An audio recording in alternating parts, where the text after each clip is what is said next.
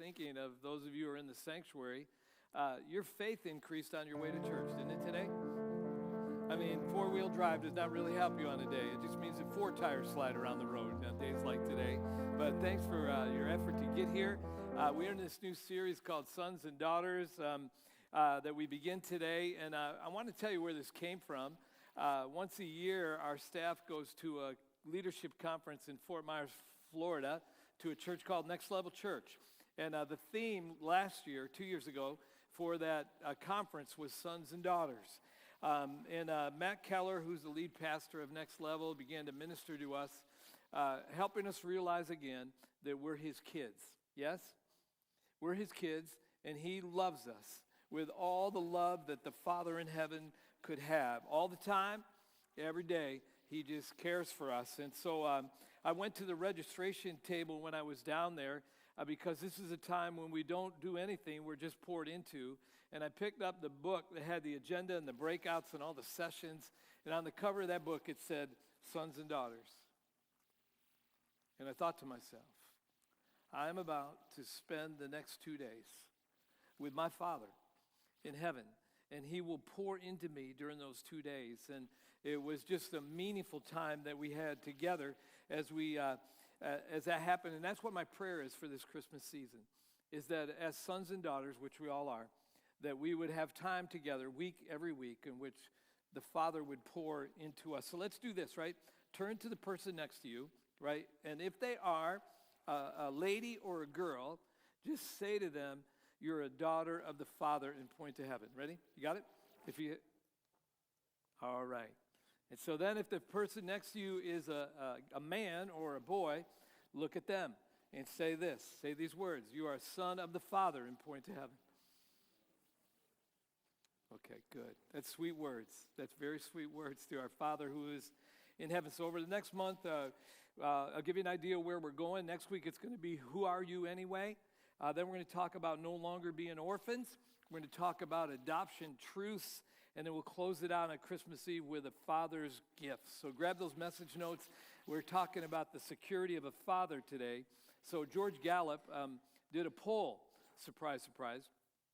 And he polled Americans on this question. What do you think that Americans need most? What do you think that they need most? And they come up with 6 things, the top 6 answers. And you can write these down if you want. I'll go slowly through these and review them. But the first thing that need was a need for security. The second need was a need for appreciation.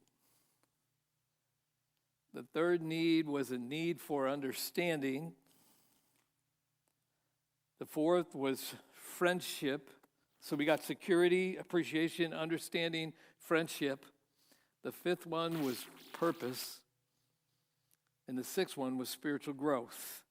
You know, that Americans would say that their top needs are security, appreciation, understanding, friendship, purpose, and growth. How many, that's at least one of those are your need today, the need that you have in your life. Yeah, I think he was dead on with that. I was a social work major in college, and I remember in a psychology course that I took that they talked about this guy named Maslow, and he had this chart he made of hierarchy of human needs. And he was born in 1908 in California, died in his 60s. But this chart, maybe you've seen this before, described what he thought were basic human needs. And so at the bottom of the charts, the foundation are physical needs, right? Place for house, clothes, food, those type needs. Next came security and safety. And when he was thinking about this, it means physical and emotional security and safety. And then he moved into love and belonging needs that all of us have. I mean, to have a place where we fit and to have a place where we're loved. Next was self-esteem. You know, self-esteem is this, to me, it's looking in the mirror and liking what we see. Yeah? That we feel good about what we see when we look in the mirror. And the last one was self-actualization, and that's really when we come to the point where we're able to look in the mirror and understand what our strengths are and what our weaknesses are. Now, it's amazing to me that Maslow and George Gallup came up with basically the same answers, you know? And I believe this, you know, that what if the source of getting those needs met was not just ourselves, It was not just other people. But what if a major source of getting those needs met was our Father, a relationship with the Father that's in heaven? I believe that that's true. So the issue of security goes back to the Garden of Eden. So you know the story, don't you? I mean, God creates two human beings. One is named Adam and the other is named Eve. Yeah. And so he gives them a home in a place called the Garden of... you guys are biblically sharp this morning. Yeah, so they had each other. I mean, their physical, their relational, and their spiritual needs were met. They had God, they had each other, and you know what else they had? Free food. Like all over the place. They could just eat anything they wanted to eat. And so they had enjoyed a great sense of stability and security until they sinned, which is willful disobedience against God's plan. That's what sin is. And he told them not to eat of this particular tree. I mean, I often thought, I'm so mad at them that they didn't listen to God. But I'm telling you right now, if you put me in the garden and tell me not to eat of that tree, guess where I'm headed? I'm headed for that tree. And so they sinned, and all of a sudden, all this stuff that they had, the security was gone in an instant. It's still that way, isn't it, with us?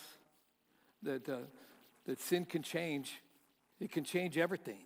Insecurity entered their life when sin entered their life, and the first time in their life they hid from God, and they lost their home in the garden, and they lost free food, and the stability and security they enjoyed with the Father in that place was lost. See, I believe God gave a solution to the problem. I'm so glad for this, aren't you? That he just didn't leave us at that point. That he said, from now on, when generations come to this point, he said, I got a solution. And it's our key verse for this series. So read it out loud with me. Ready? Here we go.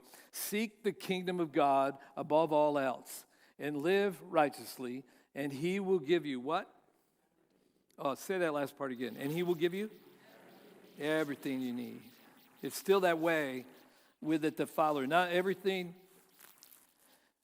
that we want. He will give us everything that he'll give us everything that we need. It's a secure place to live. And I've counseled with people over the years and got counseling at some points in my life, and I realized that there are some basic things that we need in our life to experience stability. And so I wrote these in there, right? And you could start writing a sense of worth. If this is missing, then we feel inferior. A sense of worth. If this is missing, we feel inferior. Show me a person who lacks self-esteem, and I'll show you a person who feels inferior. Each of us were created with gifts and abilities by God, and each of us have a niche, but we will not understand our value and our worth until we understand our giftedness. The next thing is a sense of belonging. A sense of belonging. If it's missing, we will feel insecure. That's exactly what happened to Adam and Eve when they sinned.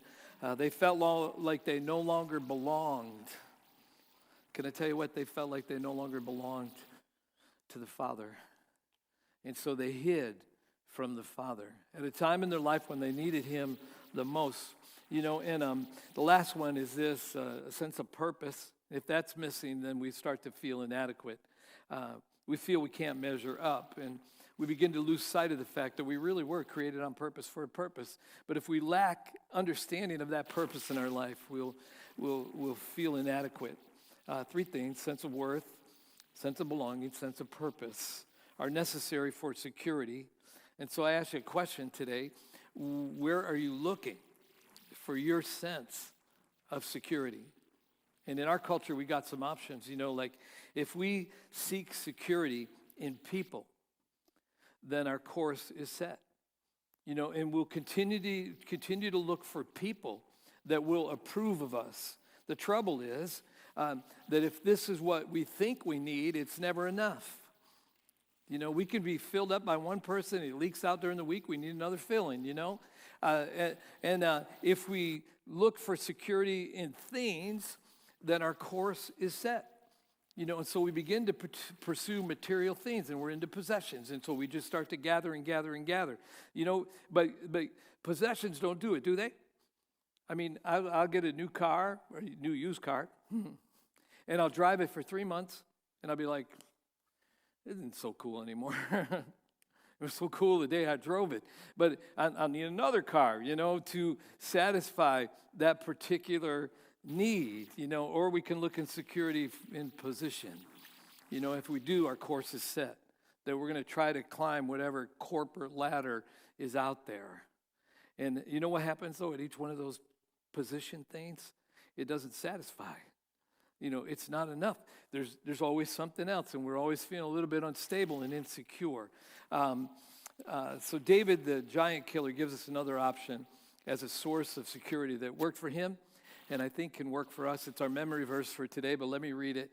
He said this, and he's talking to God. He says, "You made all the delicate inner parts of my body, and you knit me together in my mother's womb."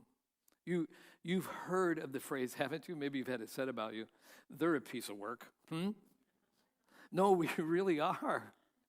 Like we really are a piece of work that God designed on purpose for a purpose. And I picture him up there going with a blank slate with each one of us and saying, this is how I will create him or her to be. And he goes on to say, thank you for making me wonderfully complex. Your workmanship is marvelous, and how well I know it. See, when security is working and we find some of our security in the Father, we can look in the mirror and go, good job, God. Good job, God. I'm pleased with the way that you have made me and the way that you created me. So I found that trouble and problems can mess a sense of security up, and I'll lose my focus on Jesus as my source, and worry and anxiety will roll in. Here's 3 sources, common areas of anxiety in our life, right? Here's the first one, health. How many of you had at least one health worry or an anxiety about you or someone else this last month? Yeah, we've had those, right? And they could kind of mess up our sense of security. I saw a great sign this week that said, if you like the picture on your license, you are too ill to travel. 2 elderly ladies were health conscious their whole life. And finally they died. And true story, they died at the same time. True story. And so they died together in the same room. True story. And so anyway, they go to heaven, and they're going down the streets of gold. They're looking at the pearly gates. They're hearing the heavenly choir. They hear the trumpets. And they were health conscious when they were on earth. And the one lady looks at the other and said, we could have been here a lot sooner if we didn't have all that oat bran, huh? Yeah. But our health will give us anxiety. Here's another one, money. Money. I didn't do this on purpose, but I know it's December 1st, but how many of you had anxiety about money already this month? Christmas is coming. Yeah, it's coming, And so that's when it really stretches, our income to expense ratio in our budget. Earl Wilson said this. He said there are 3 classes of people on earth. The haves, the have-nots, and the have not paid for what they have, huh? Now, I'm not going to ask you to raise your hand on what category you fall into, but it's difficult in our home, when that's the case. And money's one of the top 3 marriage killers. So we got health and money, and then last, family. How many of you worried about your family just once this last week? A member of your family, extended family. We all want them to do good. And it's difficult, isn't it? I mean, life is difficult. I don't know how many of you are like this, but sometimes we experience the most anxiety when we're in our house, And so this is just a little bit about family that I saw this. I wonder if this contributes. It said the arrival of the 2-bathroom home, when that came, families forgot how to cooperate. The 2-car family, when that came in, families forgot how to associate. And 2 TVs, families forgot how to communicate. And this is an old study, an old joke, but now we got Instagram and Facebook and texting, and we've replaced those face-to-face instances in our home. Parenting, by the way, kids that are here, you can close your ears, but parenting's tough. I'm just saying it's tough. To see a child all the way through to 17 years old, it's no small task. And I remember when our kids were graduated from high school before they went to college, I got out a checklist to grade myself as a father. You understand? By the way, this is just an old guy giving you some insight. Don't do that until they're in their mid-20s. College is not a good age thing to grade yourself on, but I just wanted them to be successful. So this is funny, and it's true about parenting. Murphy's laws on parenting. Reality check when we're trying to do the best we can as parents, right? So here it is, right? The later you stay up, the earlier your child will get up the next morning. How about this one? For a child to become clean, something else has to become dirty. I like this one. Toys multiply to fill any space available. I mean, think about it. How many toys did you have when your child first came home from the hospital? And now they just accumulate and fill up every space in the house. And this is so true. The longer that you take to prepare a meal, the less your child will like it, huh? Yeah. And so we have anxiety about those things. And so Peter gives us this verse, which has to do with what we do with the anxiety we will feel in our health, our money, our family. And this is the verse. He says, cast all your anxiety on him, meaning the Father, because he cares for you. Now, when fishermen fish, and I'm not talking about like people are doing it casually, like, I'm talking about like real fishermen. I have real fishermen. Can I tell you what real fishermen do? They cast the bait in the direction of the fish. It's not an accident when they catch them. They know where they are somehow, And what is Peter saying here? He's saying spiritual casting is similar. We have to cast our anxieties in the direction of the Father. It's a spiritual lesson for us in life. We just don't throw them out there. No, we cast them in the direction of the Father. So David explains this casting process in Psalms 37. And so I'll just pull out some of it, and you can read the whole thing later. But the first thing is this, steps to security with the Father. The first thing is commit. Commit. And that word actually means reveal.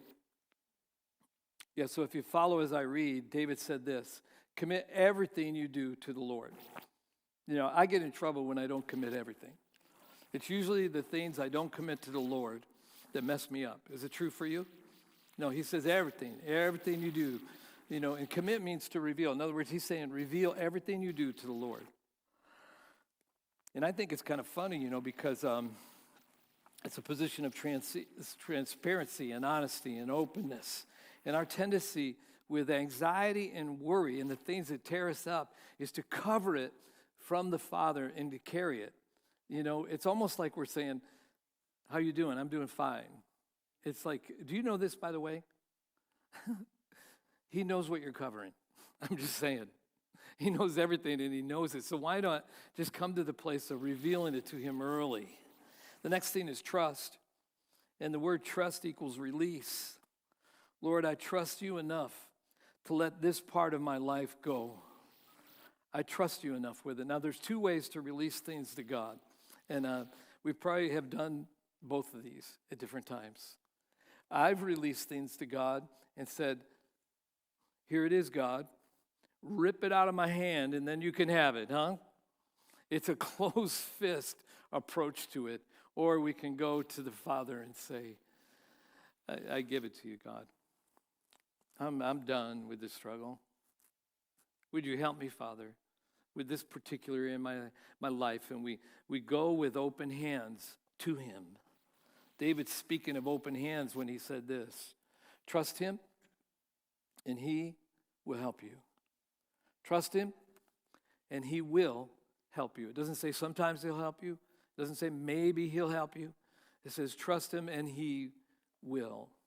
He'll help you. Trust is so necessary if we're going to release. We have to trust the one that we release to. And my definition of trust is knowing that other person has my best interest in mind. And I'll tell you today, if you've never heard it before, our Father in heaven has our best interest in mind. His plan just doesn't work some of the time. His plan works all the time when we follow him and we're just obedient to him. So where's your trust today? Is it in our ability Is it in another person's ability? Is it in our resources that we've gathered? Or is it with our God? And I think it's all right to have a combination. But I just think God needs to be first in the equation. So this pilot comes over the PA system in an airplane, and he says to the passengers this. He says, I regret to inform you that one of our engines has quit working.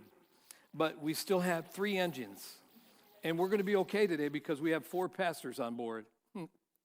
This elderly lady whispers to the stewardess, ma'am, I'd rather have 4 engines than 3 pastors, huh? What's our source of security today? We commit, trust, then we dwell. We dwell. David says this in 37:3. He said, trust in the Lord and do good. Then he says, dwell in the land and enjoy safe pasture. Why does he ask us to dwell? So we can have safe pasture. Now, that's not my tendency. I don't know about you. My tendency is to roam. My tendency is to run. My tendency is to get busy figuring something out. And he tells us, no, remain. You heard the phrase, don't you? We've all heard this phrase, and maybe we live it. Don't just stand there, do something. And David flips it on its head and says, don't just do something, stand there. When I think about safe pasture, I think about a shepherd in Jesus' day putting his sheep in the pen for the night. And as long as they were in the pen, there was safety because the shepherd was watching the door, and they could have safety when they were in there and the shepherd was looking out for them. I think it's a position that we can be at with God, in which he says, no, come to me, because there's safety in me, and I'll look out for you. I am not a hunter. Do you remember the whole Nerf crossbow thing from a few messages ago? I am not a hunter.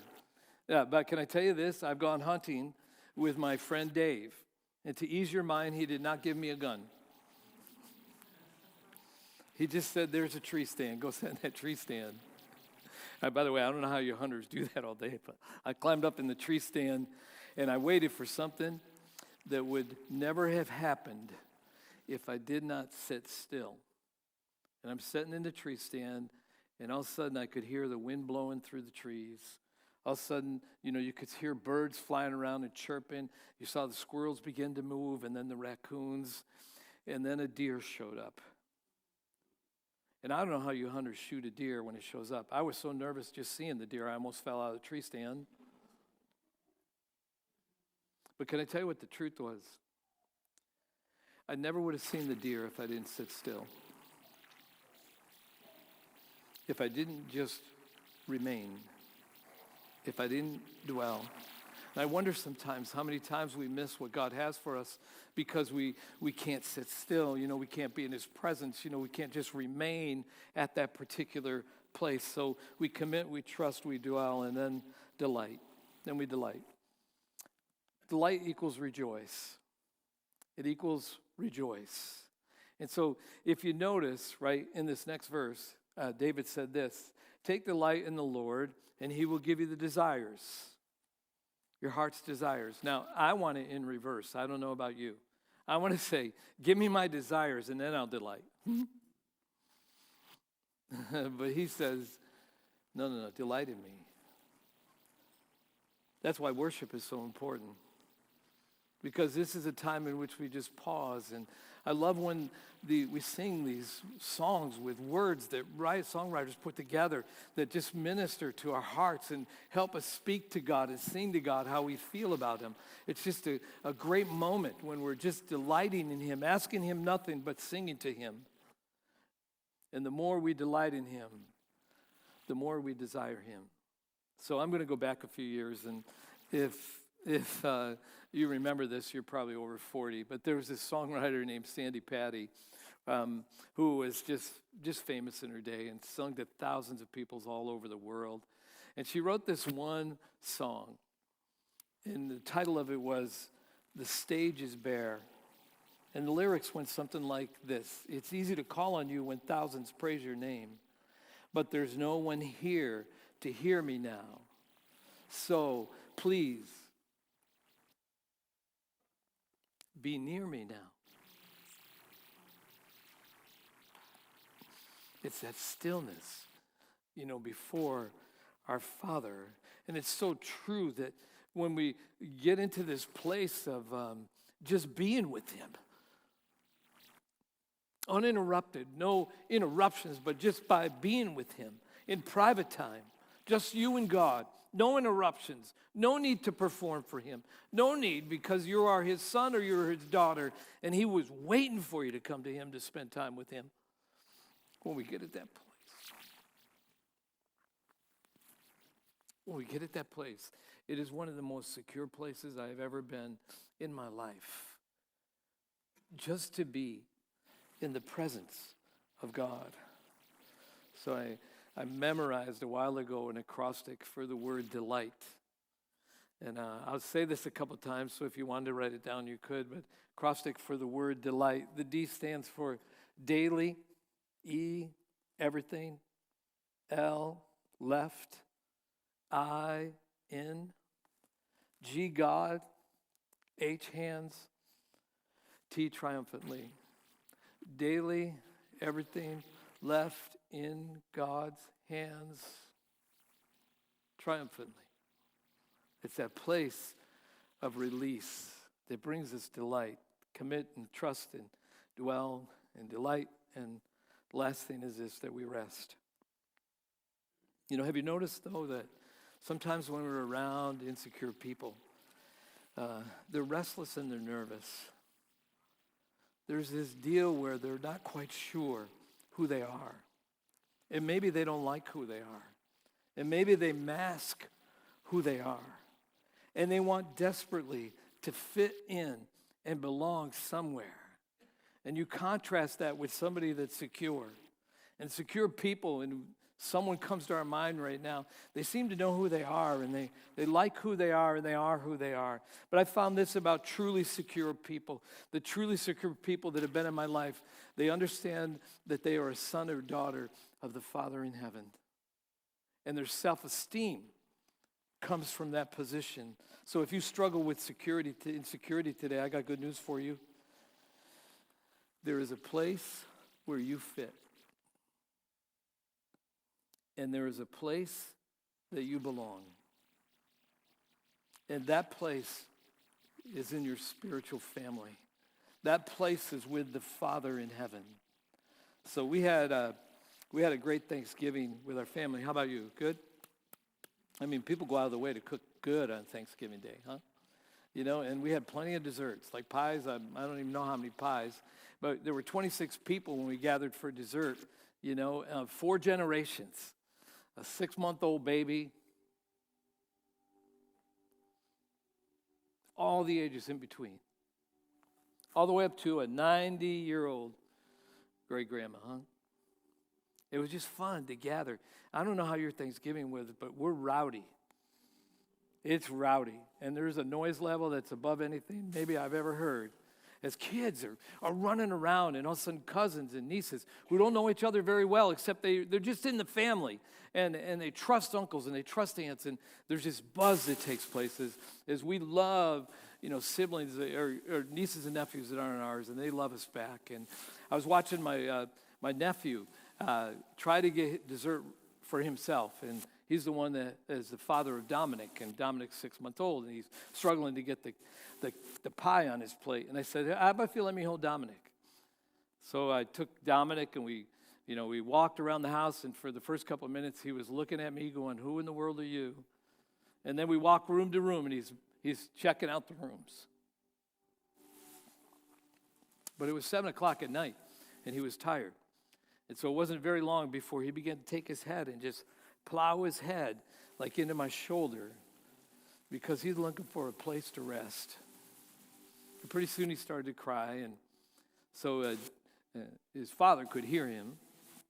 You do understand this, that the Father hears us when we cry. Came, took him out of my hand, sat down in a big easy chair. 5 minutes later, Dominic was fast asleep. Oh, if there's anything I want us to get out of this series is that we are sons and daughters of the Father that's in heaven. And if you're looking for security, and if you're looking for stability, It comes at the place when we put ourselves in his arms and we experience his love as a child of his. And that is my prayer for these days that we have.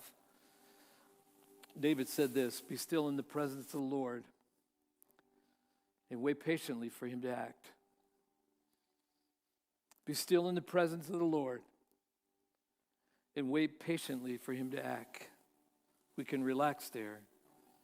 I tell you again, you are a child of the God of the universe. Embrace your position. Enjoy his position. Don't reject the gift. Don't be one who says, I know all that stuff, Pastor Rick, but I'm just going to do this on my own. No, don't do it. Enjoy being a son or enjoy being a daughter. So we're going to take communion together this morning. And I was thinking as I was getting ready for this, if you ever wondered if your Father in heaven loves you, you don't have to wonder anymore. For God so loved the world that he gave his one and only Son, that whosoever believes in him would not perish but have everlasting life.